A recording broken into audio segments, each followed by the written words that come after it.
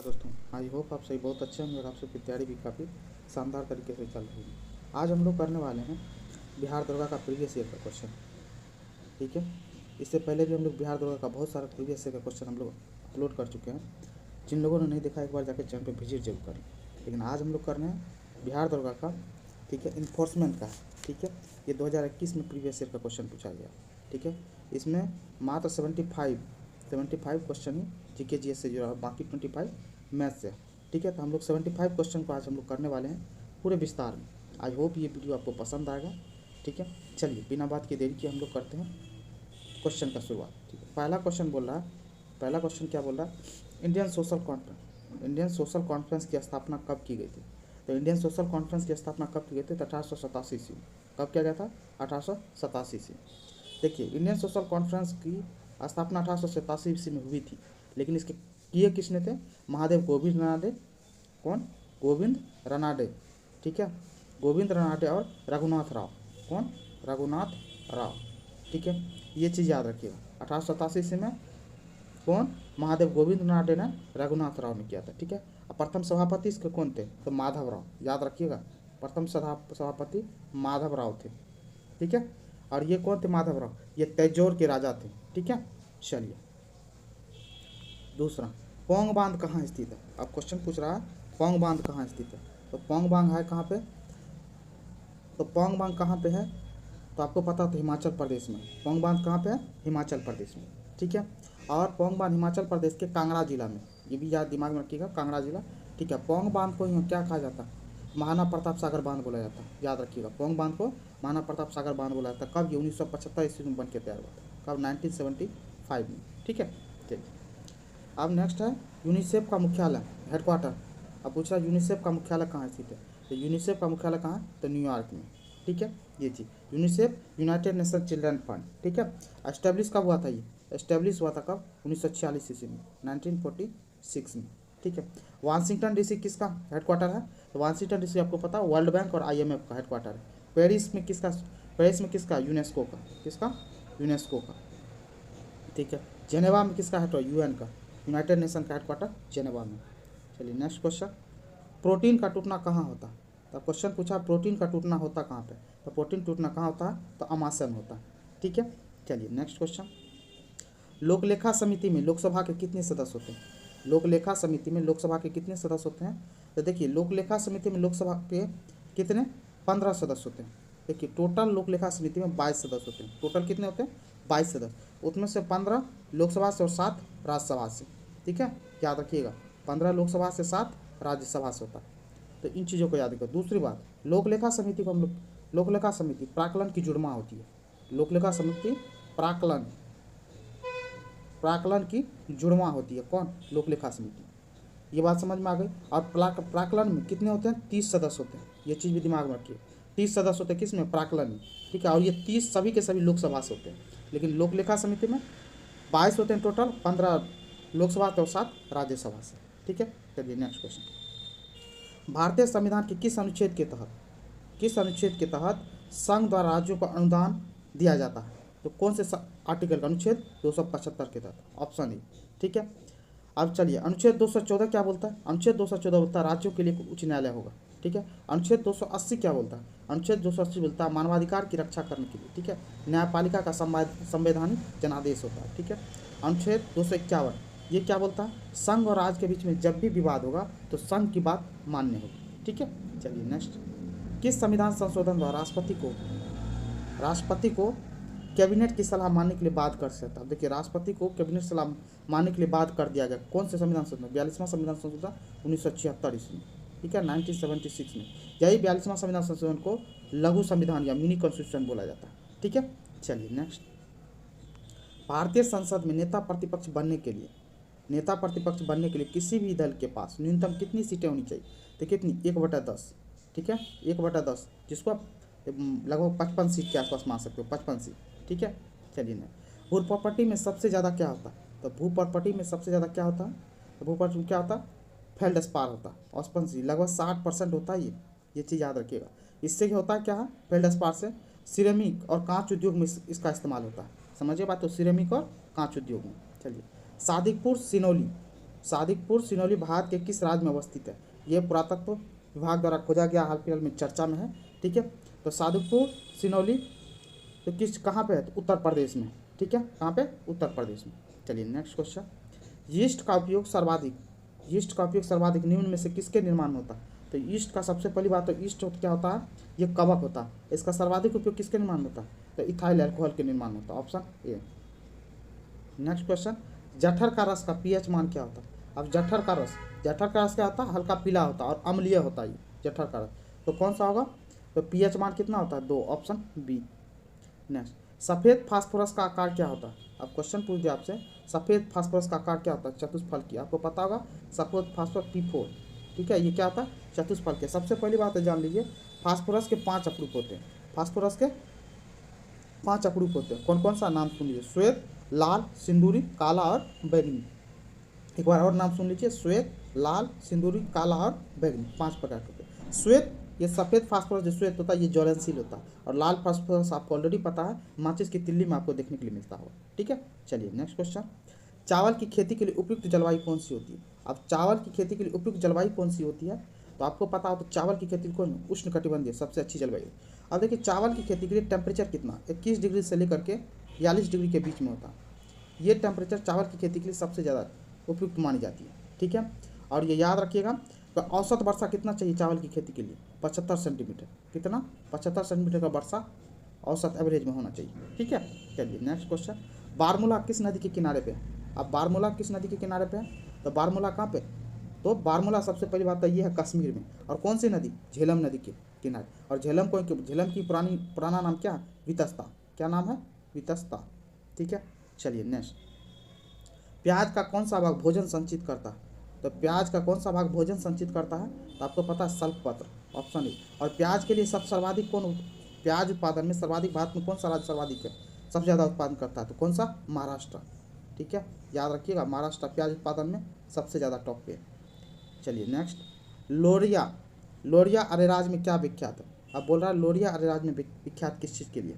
तो क्या है? स्तंभ लेख के लिए विख्यात है। ये अशोक का स्तंभ लेख है। ठीक है, और ये ब्राह्मी लिपि में लिखा गया, ये चीज़ याद रखिएगा।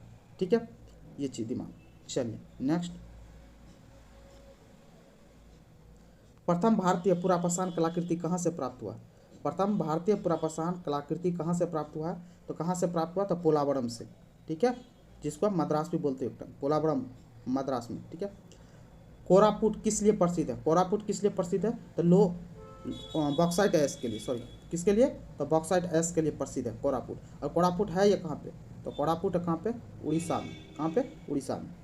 नेक्स्ट, भारतीय संविधान के कौन सा अनुच्छेद में उच्च न्यायालय के अंतरण से संबंधित है? अब उच्च न्यायालय के अंतरण से कौन सा अनुच्छेद संबंधित है? तो अनुच्छेद 228, ऑप्शन सी। ठीक है, अनुच्छेद 224 क्या बोलता है? तो अनुच्छेद 224 बोलता है उच्च न्यायालय में नियुक्ति को लेकर के। अनुच्छेद 221 क्या बोलता है? न्यायाधीश के वेतन को लेकर बात करता है। ठीक है, अनुच्छेद 110 क्या बोलता है? ये आपको पता होगा, धन विधेयक को लेकर के।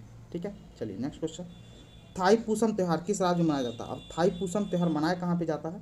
तो आपको पता हो थाईपुसम तमिलनाडु में मनाया जाता है। कहाँ पे? तमिलनाडु में। तमिलनाडु में और भी त्यौहार हैं जो फेमस है, एग्जाम में बार बार पूछे। तमिलनाडु का पोंगल। कौन सा? पोंगल, बार बार पूछा जाता है तमिलनाडु का। और कौन सा? जल्लीकट्टू। तमिलनाडु का जल्लीकट्टू और पोंगल। उड़ीसा में कौन सा त्यौहार मनाया जाता है? तो उड़ीसा का छऊ और कलिंगा महोत्सव बहुत फेमस है। केरल का ओनम, बिहार का छठ। ठीक है, चलिए नेक्स्ट। काजू की खेती के लिए कौन सी मिट्टी उपयुक्त होती है? तो काजू की खेती के लिए कौन सी उपयुक्त मिट्टी होती है? तो लेटेराइट मिट्टी, ऑप्शन बी। ठीक है, और देखिए काजू अनुसंधान केंद्र कहाँ पे? पुत्तूर। कहाँ पे? पुत्तूर। ठीक है, यह है कहाँ पे? पुत्तूर, कर्नाटक में। ठीक है, ये याद रखिएगा, काजू अनुसंधान केंद्र पुत्तूर कर्नाटक में, और लेटेराइट मिट्टी में इसकी खेती की जाती है। ठीक है, सर्वाधिक काजू उत्पादन कौन सा स्टेट करता है? तो केरल। कौन? केरल करता है काजू उत्पादन सबसे ज़्यादा। ठीक है, नेक्स्ट, मोटर गाड़ी से निकलने वाला सबसे हानिकारक प्रदूषक है। मोटर गाड़ी से निकलने वाला सबसे हानिकारक प्रदूषक कौन है? तो आपको पता हो तो carbon monoxide, option C. Next, प्रकाश और ध्वनि में अंतर निम्न कारण से होता है। प्रकाश और ध्वनि में अंतर निम्न कारण से होता है तो किससे? ध्रुवीकरण के कारण, ध्रुवीकरण के कारण।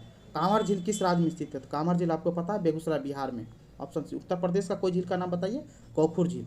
ठीक है, याद रखिए। उत्तराखंड का कौन सा झील? तो उत्तराखंड में बहुत सारे झील हैं, जिसमें ताल लगा हुआ, समझ जाइए, वो सब के सब उत्तराखंड में ही लगे हुए होते हैं। भीमताल, केदार ताल, नैनी, ये सब के सब झील कहाँ है? उत्तराखंड में। छत्तीसगढ़ का कोई दलपत सागर लेक, दलपत सागर झील कहाँ? छत्तीसगढ़। चलिए नेक्स्ट, पहला सूक्ष्म रोधी दवाई कौन सी थी? अब बोल रहा पहला सूक्ष्म रोधी दवाई कौन सा था? तो कौन था? सल्फा ड्रग था, ऑप्शन बी। निम्न में से कौन सी धातु मिश्र धातु सर्वाधिक प्रत्यास्थ? तो कौन सी धातु सर्वाधिक प्रत्यास्थ? Steel, option D. नेक्स्ट, गंगक, गंडा और सोन नदी, गंगा, गंडक और सोन नदी के संगम पर कौन सा शहर बसा? तो पाटलिपुत्रा, आपको पता है ऑलरेडी। चलिए, निम्न में से किस तरंग का तरंगदैर्घ्य सबसे कम है? तो किस तरंग का तरंगदैर्घ्य ऑप्शन में सबसे कम है? तो किसका है? तो एक्स किरणों का, ऑप्शन डी, एक्स किरण। नेक्स्ट, 1942 ईस्वी में भारत छोड़ो आंदोलन में किस क्रांतिकारी ने जेल से भागकर भूमिगत होकर लड़ाई लड़ी थी? किसने? जयप्रकाश नारायण ने। इसी को लोकनायक जयप्रकाश नारायण बोलते हैं, ठीक है, ऑप्शन डी। चलिए, राजा राम मोहन राय को राजा की उपाधि किस मुगल बादशाह ने दिया था? राजा राम मोहन राय को राजा की उपाधि कौन दिया था? तो अकबर द्वितीय दिया था। ये बहुत बार एग्जाम में पूछा जा चुका है। बहादुर शाह जफर, इसको बहादुर शाह द्वितीय भी बोलते हैं, ठीक है, ये याद रखिएगा।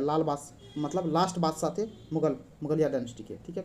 राजा राम मोहन राय के बारे में थोड़ी सी जान लेते हैं। राजा राम मोहन राय, आपको पता है भारतीय पुनर्जागरण के अग्रदूत बोला जाता है इनको, ठीक है। और सती प्रथा को खत्म करने में, सती प्रथा कब? 1829 में खत्म करने में, कानून बनाने में इनका बहुत बड़ा योगदान है, विलियम बेंटिंग के साथ में, ठीक है। और ब्रह्म समाज और आत्मीय सभा की स्थापना की थी कौन? राजा राम मोहन राय, ठीक है। चलिए नेक्स्ट क्वेश्चन, भारत के किस राज्य में गर्तावास यदि गड्ढा घर का साक्ष्य मिला है? तो कहाँ पे मिला है? तो जम्मू कश्मीर में, ऑप्शन सी। चलिए नेक्स्ट, अशोक का नाम किस शिलालेख में अशोक मिलता है? अब अशोक का नाम किस शिलालेख में अशोक मिलता है? तो कौन से में? मास्की अभिलेख में मिलता है, ठीक है। मास्की अभिलेख, ये है कहाँ पे? तो कर्नाटक में। कहाँ पे है? कर्नाटक में। रुम्मी देई कहाँ पे है? तो ये नेपाल में। कहाँ पे है? नेपाल में। रामपुरवा अभिलेख कहाँ पे है? वेस्ट चंपारण, बिहार में। वेस्ट चंपारण, बिहार में। वैशाली, आपको पता है ये वैशाली बिहार में, ठीक है।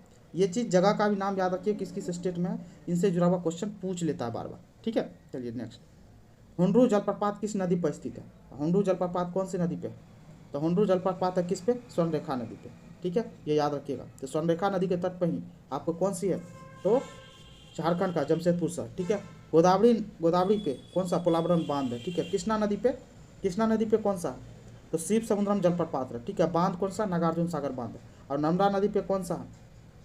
तो जलप्रपात है, धुआंधार जलप्रपात है, ठीक है। अब चलिए नेक्स्ट, पारिस्थितिकी तंत्र में ऊर्जा का मुख्य स्रोत क्या? तो ऊर्जा का मुख्य स्रोत क्या है? सूर्य, ऑप्शन ए। नेक्स्ट, तो भारतीय वनस्पति सर्वेक्षण संस्थान, भारतीय वनस्पति सर्वेक्षण संस्थान का मुख्यालय कहाँ? तो मुख्यालय कहाँ पे है? तो कोलकाता में, ऑप्शन सी। और लास्ट 37, नमक कानून तोड़कर गांधी जी ने किस आंदोलन की शुरुआत की? तो सबसे पहली बात तो नमक कानून, जिसको दांडी यात्रा भी आप लोग बोलते हो, कब से स्टार्ट हुआ था? तो कब स्टार्ट हुआ था? 12 मार्च को, 12 मार्च से स्टार्ट हुआ था। 12 मार्च 1930 से लेकर के कब तक? तो 6 अप्रैल तक। कब तक चला था? 6 अप्रैल तक। 12 मार्च से 6 अप्रैल तक चला था ये दांडी मार्च, ठीक है, 1930 ईस्वी में। और जिस दिन ये खत्म हुआ था 6 मार्च 1930 को, उसी दिन से स्वाभिमान अवज्ञा आंदोलन स्टार्ट हो गया था। स्वाभिमान अवज्ञा आंदोलन कब से? 1930 ईस्वी में, ठीक है। और किस दिन? 1930 ईस्वी में, याद रखिएगा, ठीक है। जिस दिन दांडी मार्च खत्म हुआ 6 अप्रैल को, ठीक है, उसी दिन क्या होता है? स्वाभिमान अवज्ञा आंदोलन स्टार्ट हो गया। खेरा आंदोलन कब हुआ था? तो खेरा आंदोलन 1918 ईस्वी में हुआ था, ठीक है। चलिए नेक्स्ट आगे पढ़ते हैं। चंपारण सत्याग्रह के लिए तो आप लोग ऑलरेडी जानते होंगे, बहुत बार पढ़ चुके हैं, क्वेश्चन पे भी बार बार पूछा जा चुका, आप लोग याद हो चुका होगा। तो चंपारण कब हुआ था? 1917 ईस्वी में। कब? 1917 में, ठीक है। और ये कहाँ हुआ था? 1917 में, बिहार में, ठीक है। भारत छोड़ो आंदोलन 1942 ईस्वी में, ठीक है। चलिए नेक्स्ट,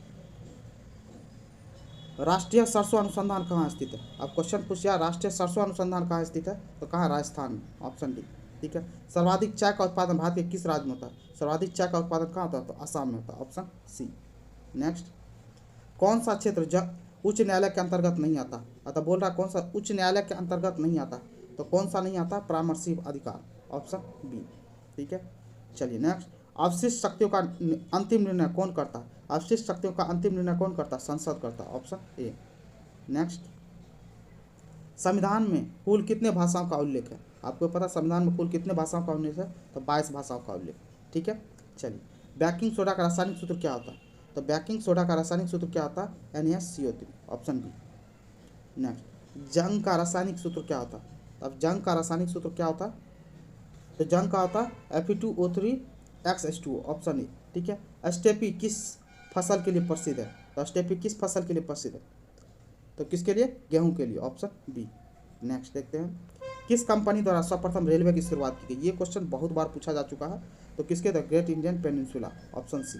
ठीक है, और ये याद रखिए, भारत में प्रथम रेलवे किसके टाइम में शुरू हुआ था? तो लॉर्ड डलहौजी के टाइम में। ठीक ना, तो ये याद रखिए, डलहौजी। और ये डॉक्ट्रिन ऑफ लैप्स के नाम से जानते होंगे। ठीक है, हड़प की नीति डॉक्ट्रिन। ठीक है, और प्रथम रेलवे भारत में कब? 1853 ईस्वी में डलहौजी के टाइम पीरियड में हुआ था। ये चीज़ थोड़ा याद रखिएगा। ठीक है, चलिए नेक्स्ट क्वेश्चन देखते हैं।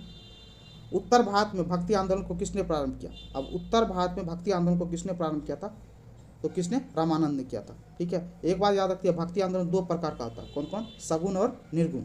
ठीक है, ये रामानंद, तुलसीदास, रैदास, ठीक है, ये सगुण भक्ति के थे। लेकिन कबीर कौन थे? निर्गुण भक्ति के थे। तो ये भी क्वेश्चन पूछ लेता है, सगुण भक्ति और निर्गुण भक्ति। निर्गुण कहने का मतलब कि जिसका कोई भगवान का कोई शेप एंड साइज कुछ नहीं होता। ठीक है, और सगुण भक्ति में भगवान का कोई शेप एंड साइज देगा। ठीक है, चेहरा बनाते हैं, मूर्ति बनाते हैं। ठीक है, इन चीज़ों को भी थोड़ा दिमाग में रखिएगा। तुर्कान ए चिहलगान, तुर्कान ए चिहलगान को समाप्त किया था किसने? तो किसने किया था? तो बलबन ने किया था। ये वही बलबन है, स्लेव डायनेस्टी का शासक है, गुलाम वंश का। ठीक है, लो रक्त की नीति अपनाया था बलबन। रजिया सुल्तान आपको पता है, प्रथम महिला शासिका थी, दिल्ली सल्तनत की थी। ये भी गुलाम वंश से थी। इल्तुतमिश, ये भी गुलाम वंश का था, और गुलाम वंश का वास्तविक संस्थापक इसी को बुलाया था। गुलाम वंश की स्थापना किसने की थी? तो गुलाम वंश की स्थापना की थी कुतुबुद्दीन ऐबक ने। ठीक है, ये चीज़ दिमाग में रखिएगा। चलिए, सरकार के वित्तीय खर्च पर अंतिम टिप्पणी कौन करता है? सरकार के वित्तीय खर्च पर अंतिम टिप्पणी कौन करता है? तो कौन करता? कैग करता, ऑप्शन सी। ठीक है, चलिए ना, पश्चिमी विक्षोभ अपना नमी निम्न में से किस सागर से प्राप्त करता?